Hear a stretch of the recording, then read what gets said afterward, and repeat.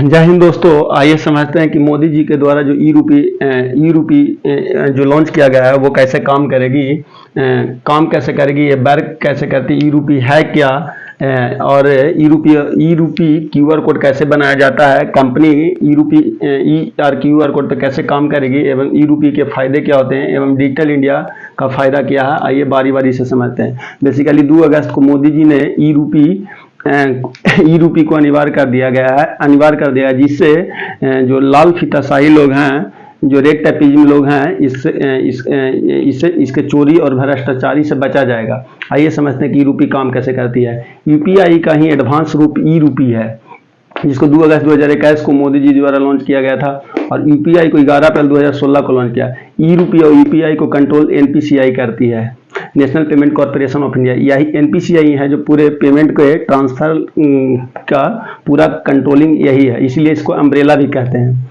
आइए समझते हैं कि ई रूपी काम कैसे करते हैं। बेसिकली अगर किसी के पास एंड्रॉयड फ़ोन है तो एंड्रॉयड फ़ोन में आपको क्यूआर कोड स्कैनर भेज दिया जाएगा। अगर किसी के पास छोटा वाला फ़ोन है तो उसमें एसएमएस भेज दिया जाएगा। ई रूपी जो यूपीआई है, जो प्रीपेड वाउचर है, ये काम कैसे करी।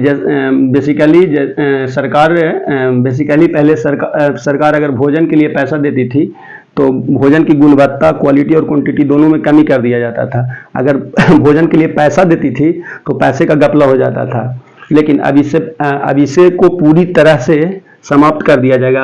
आपको सीधे ई रूपी के थ्रू ही आपका सारा प्रोसेस होगा। ई रूपी बेसिकली है क्या, ई रूपी है जो आपको जिस क्षेत्र में सरकार जिस काम के लिए देगी उसी क्षेत्र में वो काम करेगा। जैसे समझते हैं, जैसे अगर सरकार आपको कोई स्टूडेंट को बुक के लिए 5,000 रुपया दे रहा है तो आपको सिर्फ बुक शॉप पे ही वो क्यूआर कोड काम करेगा।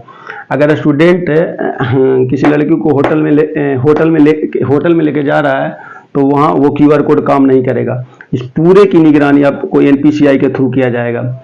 और अगर ये बुक शॉप के अलावा कहीं और जाता है तो वो क्यूआर कोड को इनवैलिड हो किया जाएगा। आइए समझते हैं क्यूआर कोड बनेगा कैसे। बेसिकली यूआर कोड बनाने की जिम्मेदारी बैंक को दिया गया है, और बैंक एनपीसीआई को कहेगा कि आप क्यूआर कोड बना दीजिए। बेसिकली क्यूआर कोड आपको 1 सेकंड में बन जाता है, और क्यूआर कोड जब भी बनाया जाता है तो क्यूआर कोड जब भी बनाया जाएगा तो तीन में। आइए समझते हैं कैसे। जैसे समझिए, अगर कोई अमेरिका की कंपनी माइक्रोसॉफ्ट कोई कंपनी है, तो अगर माइक्रोसॉफ्ट कोई कंपनी है और अपने वर्कर को वो इंडिया के ताज होटल में भेजना चाह रहा है कोई मीटिंग के लिए, तो होटल में रहने के लिए आपको जो भी खर्च है, तो माइक्रोसॉफ्ट कंपनी बैंक को बोलेगा कि आप हमको 50,000 का क्यूआर कोड बना दीजिए, और बैंक है जो आपको एनपीसीआई को बोलेगा कि आप क्यूआर कोड बना दीजिए। एनपीसीआई है जो आपको 1 सेकंड में बैंक को दे देगी। तो बेसिकली 3 क्यूआर कोड बनेगा। एक एनपीसीआई खुद रख लेगी, बाकी बैंक को दे देगा। बैंक है जो वर्कर को दे देगा, और एक जिस होटल में के लिए बना है, जैसे ताज होटल के लिए बना तो वो ताज होटल के दे देगा। बाय द वे समझिए यहाँ पे कि अगर जो वर्कर है अगर कंजूस है, वो ताज होटल ना जाके कोई जैसे जेडब्ल्यू मेरियट में चला जाता है, तो अगर जेडब्ल्यू मेरियट में चल जाता है तो अगर वहाँ रह कर वो क्यूआर कोड वहाँ स्कैन करेगा तो वो स्कैन करेगा ही नहीं। ये कोड जब भी स्कैन करेगा तो आपको ताज ही होटल में। बाय द वे समझिए कि अगर वर्कर जाता ही नहीं है तो एनपीसीआई ने कहा है कि एक लिमिट सीमा है, इतने दिन में अगर वर्कर नहीं जा पाता है तो एनपीसीआई कहता है बैंक को कि आप जो क्यूआर कोड का जो वैलिड राशि है जो आप माइक्रोसॉफ्ट कंपनी को दे दिए, इससे कंपनी को बहुत फायदे हो जाएंगे। आइए समझते हैं कि ई रूपी के फायदे क्या होते हैं। सबसे पहले तो ये इसमें नेट की जरूरत नहीं होता है। जो स्कैन करेगा उसी को सिर्फ नेट चाहिए। इसमें कोई भी पेमेंट एप्लीकेशन नहीं होगा, जैसे गूगल पे, फोन पे, ये सब कोई भी पेमेंट एप्लीकेशन का जरूरत नहीं है। ई रूपी के लिए कोई रजिस्ट्रेशन की जरूरत नहीं है। कोई जैसे फोन पे, गूगल पे, ये सब में है कि आपको लिमिट है 1 लाख रुपया, 2 लाख रुपया से ज़्यादा आप नहीं कर सकते हैं।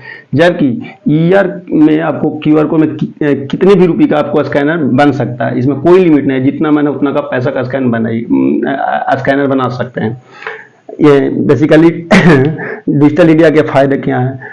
आज मुकेश अंबानी का जो डिजिटल इंडिया जो सफल हो रहा है, आज मुकेश अंबानी जो जियो के जो ऑनर हैं उन्हीं का देन है कि ये जो जितने भी जो लॉन्च हुए हैं, जो आपको जो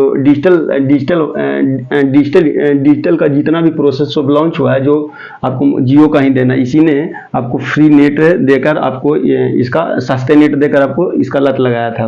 आज देखिए डिजिटल टेक्नोलॉजी कितना आगे बढ़ गया है।